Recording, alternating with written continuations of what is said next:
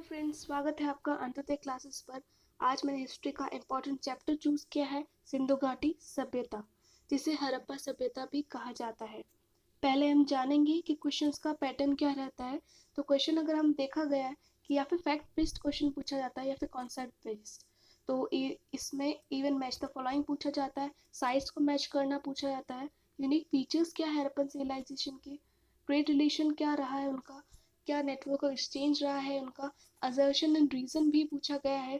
तो हम इसके बारे में और भी जानेंगे। आप हम इसके डिटेल और वीडियो के एंड में देंगे, तो आप हमारे वीडियो को एंड तक देखिए, क्योंकि हम उसमें क्वेश्चन के बारे में पैटर्न्स को और समझाएंगे एंड में, और इवन क्वेश्चंस भी आपको एग्जाम्पल के तौर पर देंगे कि किस टाइप के क्वेश्चंस आए हुए हैं अभी तक।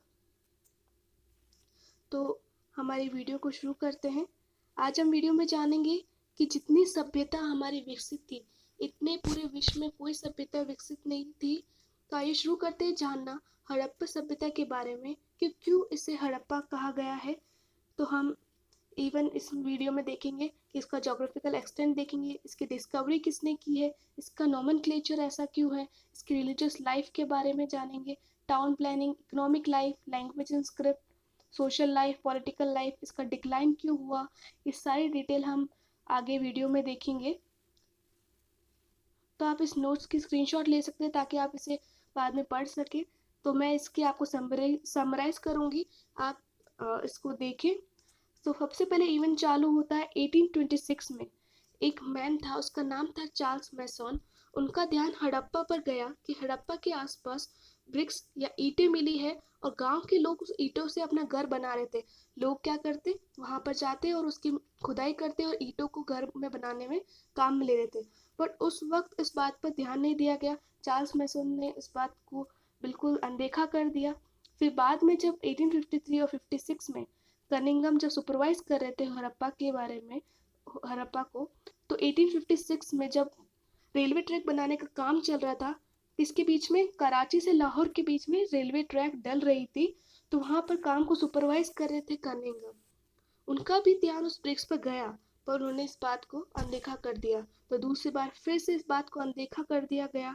फिर फाइनली जो खुदाई का काम चालू हुआ, वो 1921 में हुआ था। हड़प्पा की खुदाई का काम शुरू हुआ और उस खुदाई करने पर नीचे एक शहर बसा हुआ हमें मिला। और उस खुदाई का काम कर रहे थे एक्सावेटेड बाय दयाराम साहनी। उसका ध्यान रख रहे थे, सुपरवाइज कर रहे थे दयाराम साहनी। और उसी टाइम एक साल बाद 1922 में मोहनजोदारो में खुदाई चालू करी और वहां पर रिमेन्स देखे गए। और तो उसकी खुदाई का काम करने वाले पर्सन का नाम था R.D. बैनर्जी। उनका पूरा नाम है राखल दास बैनर्जी। तो अभी तक अगर हम देखें तो लगभग 1400 से 1500 साइट्स तक हमें सेटलमेंट मिल चुके हैं। तो हम इस अगर अगर हम जोग्राफिकल एक्सटेंट देखा जाए कि ये कहाँ से कहाँ तक फैला हुआ है, तो नॉर्थ में ये मांडा जम्मू कश्मीर से लेके, साउथ में ये है दायमाबाद महाराष्ट्र तक फैला हुआ है। वेस्ट में देखे तो सूत का गेंडोर जो कि बालूचिस्तान में पड़ता है, वहां से लेके अगर ईस्ट तक हम जाए तो आलमगीरपुर यूपी तक इसका एक्सटेंशन है। ये बहुत ही बड़ा एक्सटेंशन है। अगर हम इसको किलोमीटर्स में देखें तो वेस्ट से लेके ईस्ट तक इंडस वैली सिविलाइजेशन कवर है उसका 1600 किलोमीटर। और अगर नॉर्थ से साउथ तक हम देखें इसका एक्सटेंशन, तो 1100 किलोमीटर तक इसका एक्सटेंशन है। तो हम centres of Indus valley civilisation को देखने से पहले हम जानेंगे कि हड़प्पा को सिंधु घाटी सभ्यता किस लिए कहते हैं। सिंधु नदी के आसपास सबसे ज्यादा स्थल खुदाई में निकले हैं, तो लोगों ने इसका नाम रख दिया सिंधु घाटी सभ्यता। इसलिए हड़प्पा सभ्यता को सिंधु घाटी सभ्यता के नाम से भी जाना जाता है और इसी नाम से ये फेमस है। लेकिन बाद में पता चला कि एक प्राचीन नदी सरस्वती, जो कि सिंधु और गंगा के बीच में है, जो दिखाई नहीं देती है, इस सरस्वती के आसपास सबसे ज्यादा स्थल खुदाई में निकले। इसलिए कुछ लोगों का मानना था कि इसे हड़प्पा सभ्यता के नाम को हटा देते हैं और सरस्वती नाम नदी घाटी भी उसका नाम रख दे। बट ऐसा अभी तक कुछ ऐसा प्रमाण मिला नहीं है। अगर हम आप मेरी लास्ट वीडियो में अर्ली हड़प्पन कल्चर के बारे में मैंने डिटेल से समझाया है, तो आप उसे जाके देख सकते हैं। अब हम स्टार्ट करते हैं centres of Indus valley civilisation.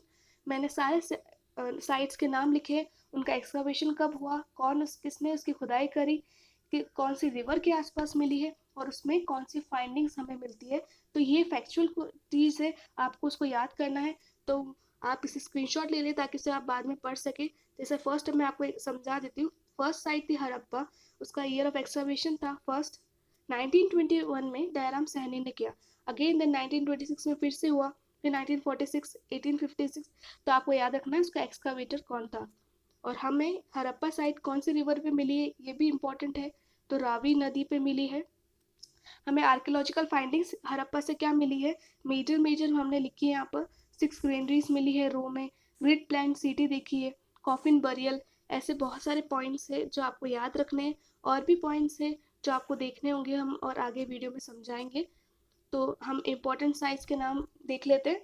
Harappa, Mohenjodaro, चान्होदारो, Kalibangan, Lothal, बनावली, सुरकोतड़ा, सूतका गेंडोर, आमरी, धोलावीरा, रंगपुर, कोटडेजी, रोपर, बालाकोट, आलमगीरपुर, मांडा, गनेरीवाला, राखीगिरी, गरी। तो ये सारी इंपॉर्टेंट साइट्स हमने इंक्लूड की है। उसमें उसका डेट लिखा है, कौन सी रिवर पर है वो, उसमें कौन सी आर्कियोलॉजिकल फाइंडिंग मिली है, इसके बारे में डिटेल यहाँ पर दी गई है। तो हम सबसे पहले एक शॉर्ट में हम देखेंगे common features of major cities. इस वीडियो के आगे मैंने और डिटेल में समझाया है, ये सिर्फ एक समरी फॉर्म में है कि मेजर फीचर्स क्या क्या थे। तो फर्स्ट जानते हैं, ग्रिड सिस्टम था, टाउन प्लानिंग अच्छी थी उनकी बहुत ही। ये हड़प्पा सभ्यता टाउन प्लानिंग के लिए मानी जाती है। उनका जो पब्लिक बात के लिए जानी जाती है, उनका ड्रेनेज सिस्टम बहुत ही बढ़िया था। और जो सिटीज़ थी, जो सिटाडल मेनली जो है, आगे हम देखेंगे क्या होता है वो, उसको फोर्टिफिकेशन का रखा था। ब्रिक्स जो थी वो उन्होंने बर्न ब्रिक्स काम में ली। उनके हाउसेस के बारे में जानेंगे कि बिल्डिंग्स कितनी लार्ज हुआ करती थी या छोटी थी, क्या उसमें स्टेयर्स मिले हैं कि नहीं, हम डिटेल में जानेंगे। पब्लिक बात के बारे में देखा जाएगा, जो कि उनका रिचुअल बेथिंग होती थी और ये बहुत ही इंपॉर्टेंट थी उनके लिए। हम ग्रेनरीज देखेंगे, वहाँ के असेंबली हॉल मिला है, कैसा रहा है, सब हम आगे डिटेल में देखेंगे। आगे हम देखेंगे क्रॉप्स के बारे में, मेन क्रॉप्स कौन से होते थे। हड़प्पा के टाइम पे वीट और बार्ली का एविडेंस मिला है। हमें राइस का भी मिला है जो कि लोथाल और रंगपुर में ही मिला है। और फ्रूट्स अगर देखें तो कोकोनट, डेट्स, पोमेग्रेनेट, वाटरमेलन का भी मिला है एविडेंस, लेमन का एक्सेट्रा। अदर क्रॉप्स पे अगर देखें हम तो मस्टर्ड, सीजम, कॉटन, ये सब मिला है। और सबसे इम्पोर्टेंट पॉइंट ये है, Indus people were the first to produce cotton in the world. Indus people ने सबसे पहले थे जिन्होंने रुई का उत्पादन किया था। उससे सिंडोन वर्ड यूज किया गया था हड़प्पन कॉटन को कौन बुलाते थे, ग्रीक्स। ग्रीक्स हड़प्पन कॉटन को सिंडोन कहते थे। अब हम सेटलमेंट्स को देखते हैं जो डिटेल में हम देखेंगे। सेटलमेंट जो था दो पार्ट्स में डिवाइडेड था। फर्स्ट था सीटाडेल, सेकंड लोअर टाउन। अगर हम सीटाडेल को देखें तो उसे एक्रोपोलिस भी कहा जाता है। सीटाडेल हाइट में ज़्यादा था, लो और हायर था हाइट में, और एक प्लेटफॉर्म पर बिल्ड हो रखा था। इससे उसकी जो दीवारें थी उसको फोर्टिफाई कर रखा था, क्योंकि वहाँ पर रूलिंग क्लास रहा करती थी, तो वहाँ की, ताकि बाहर से कोई आ ना पाए पुरोहित। और इसकी कंपैरिजन में अगर हम देखते तो लोअर टाउन था जिसकी हाइट बहुत कम थी और बहुत ही कम बिल्डिंग्स ऐसी थी जिसको प्लेटफॉर्म पर रेस्ड प्लेटफॉर्म पर हो।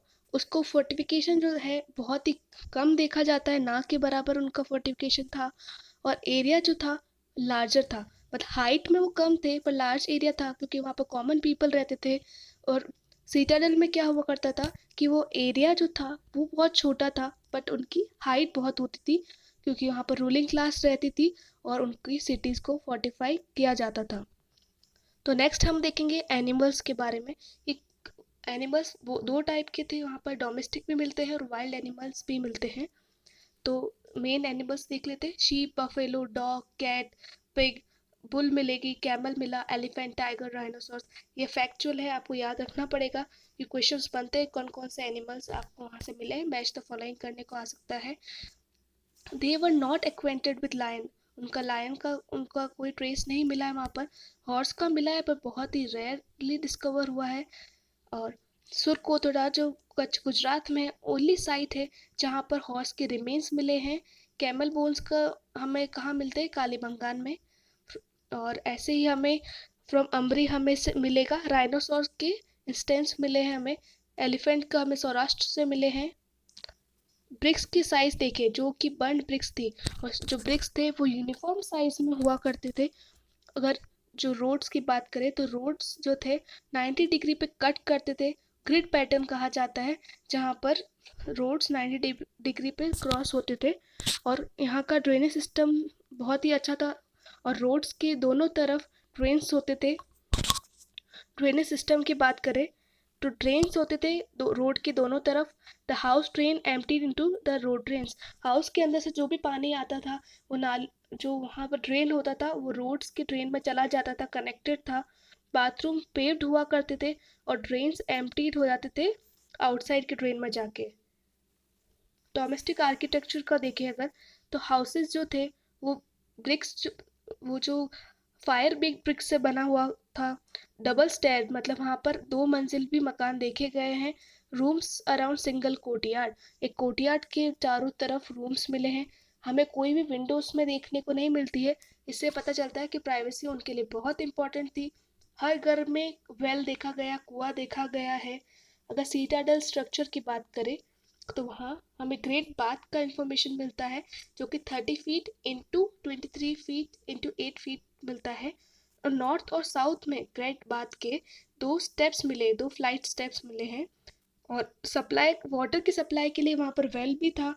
और नॉर्थ में देखा जाए तो 8 बाथरूम्स थे, और इसे रिचुअल बाथिंग से कनेक्ट करते हैं। ग्रेट बाथ बहुत ही इंपॉर्टेंट है, रिचुअल था उनके लिए। उस बात रिचुअल बाथ कहा जाता था उसके लिए। अगर वहाँ पर हमें सिटाडल स्ट्रक्चर में वेयर हाउस ग्रैंडरी भी मिली है, अनाज का भंडार के लिए मिला है वहाँ पर। अब नेक्स्ट हम आगे जाते हैं, उनकी इकोनॉमिक लाइफ कैसे थी। वो उनका डोमेस्टिकेशन करते थे वो एनिमल्स कौन कौन से, शीप, गोट, डॉग्स, पिग्स, हम, बुल, ऑक्सन एंड बफेलोज। और अगर एग्रीकल्चर की बात करें तो उनके चीफ क्रॉप्स थे वीट, बार्ले, मेज, मस्टर्ड, कॉटन। राइस बहुत ही लिमिटेड मिले हैं, वो भी लोथाल में। टूल्स की अगर बात करें तो प्लव भी यूज़ करते थे, सिक्कल, हो, तीनों ही यूज़ हुआ करते थे। इरिगेशन की बात करें तो कैनाल्स थे, डैम्स, रिजर्वायर, जो कि धोलावीरा में मिला है। और उनका अगर पैटर्न देखा जाए अगर कि एग्रीकल्चर का, तो 2 क्रॉप्स हार्वेस्ट करते थे वो साल में, और उनको डबल फरो का हमें यूज़ देखा गया है। नेक्स्ट हम मूव करते हैं क्राफ्ट्स एंड इंडस्ट्री में। उससे पहले हम आपको कहना चाहेंगे, अगर आपको हमारी वीडियो पसंद आ रही तो उसे लाइक ज़रूर करें और उसको शेयर भी करें अपने फ्रेंड्स के साथ, ताकि उन्हें भी इन्फॉर्मेशन मिले। क्योंकि हम लास्ट में वीडियो में एक बताएंगे, हमें क्वेश्चंस के बारे में बताएंगे कि किस तरह से पैटर्न आए हैं और कौन कौन से क्वेश्चंस आए हैं। तो आप हमारी वीडियो का एंड तक ज़रूर देखें। तो हम अब देखते हैं वापस क्राफ्ट एंड इंडस्ट्रीज़ के बारे में। तो वहाँ पर वीविंग जो थी बहुत ही चीफ इंडस्ट्री की काम करती थी मोहनजोदारो में। पॉटरी बहुत ही इम्पॉर्टेंट इंडस्ट्री थी वहाँ पर। उनको art of dyeing, art of smelting metals, ये सब आता था। They were acquainted with them, with it.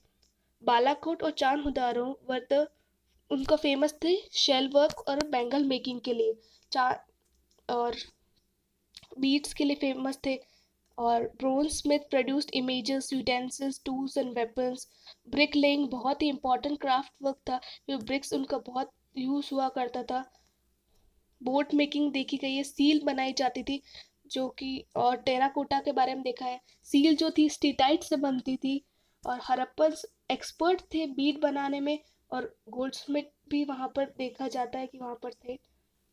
अब सील मेकिंग की अगर हम बात करें तो अभी तक 2000 सील डिस्कवर हो चुकी है, अप्रॉक्स है ये।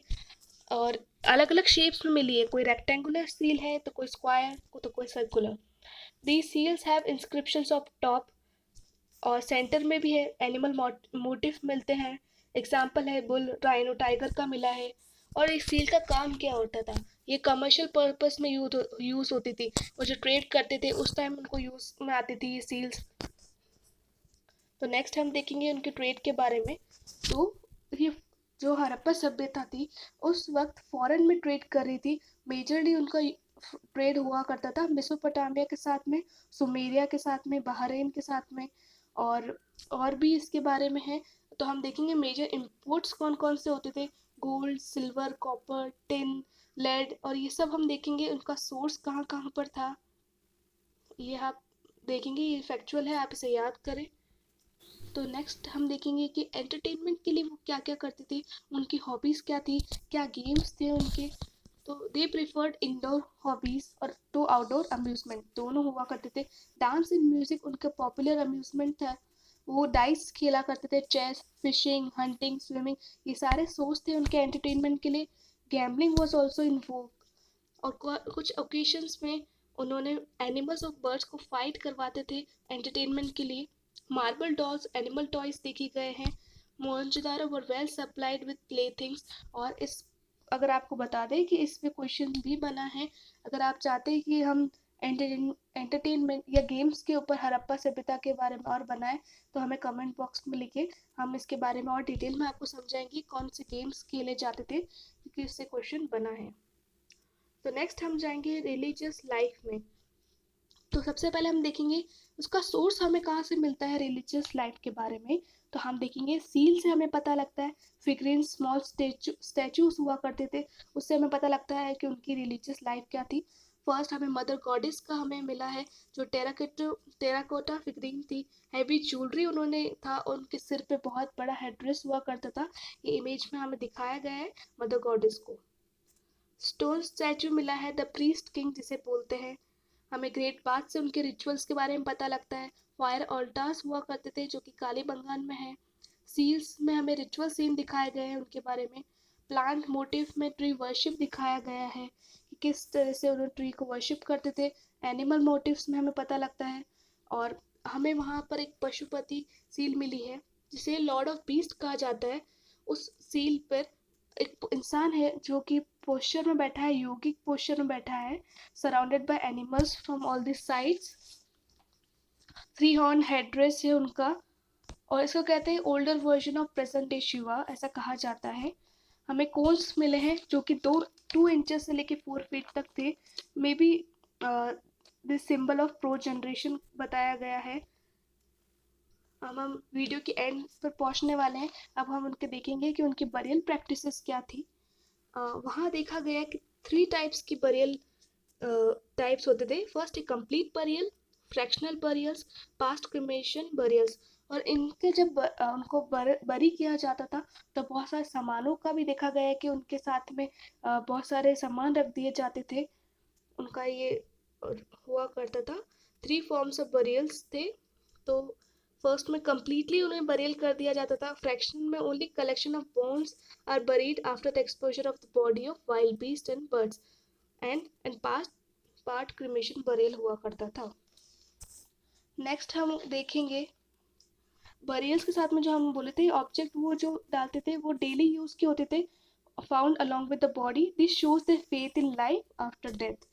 सो लैंग्वेज एंड स्क्रिप्ट की अगर बात करें, तो language of the Harappa still unknown.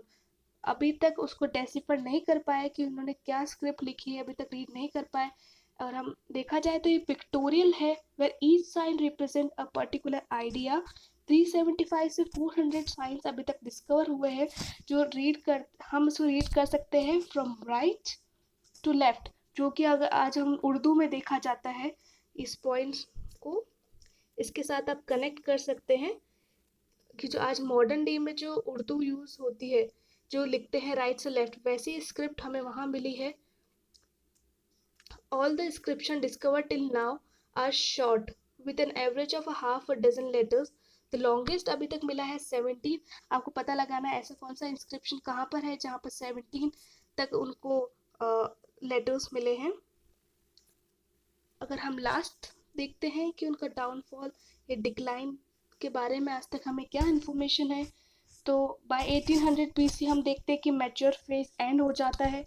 तो G.H. मैके, लैम्ब्रिक एंड जॉन मार्शल ने इसके बारे में कहा है कि ये जो डिक्लाइन हुआ था mainly because of the vagaries of Indus river.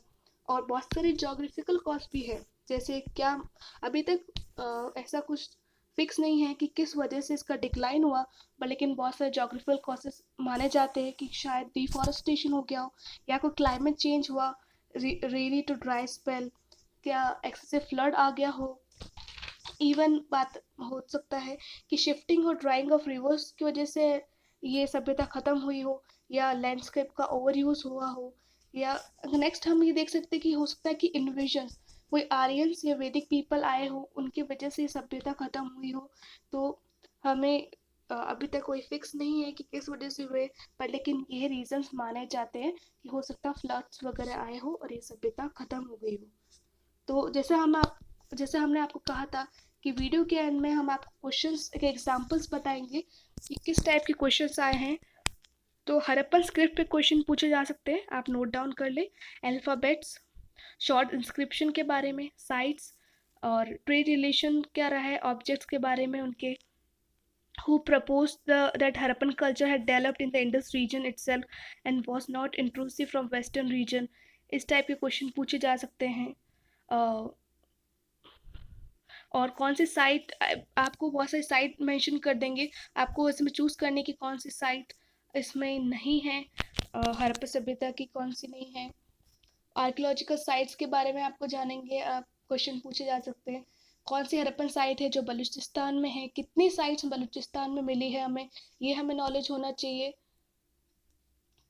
कहाँ से कौन सी साइट से हमें यूनिक वाटर हार्वेस्टिंग सिस्टम का बारे में पता लगता है, कौन सी साइट से मैनेजमेंट देखते हैं वाटर हार्वेस्टिंग का, ये देख सकते हैं। शॉर्ट इंस्क्रिप्शन हमें कौन से वाले साइट से मिले हैं, हमें ये नॉलेज होना चाहिए।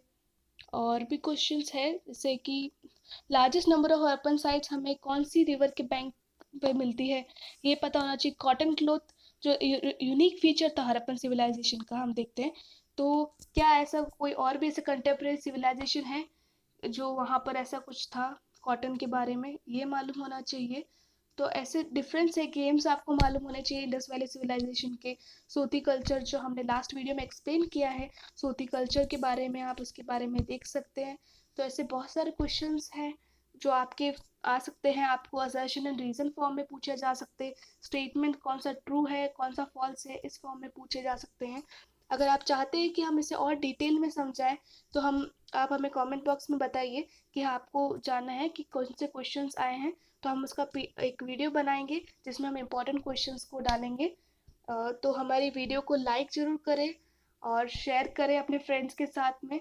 हमारे चैनल को ज़रूर से सब्सक्राइब करें। And thank you for watching our video till the end. Take care.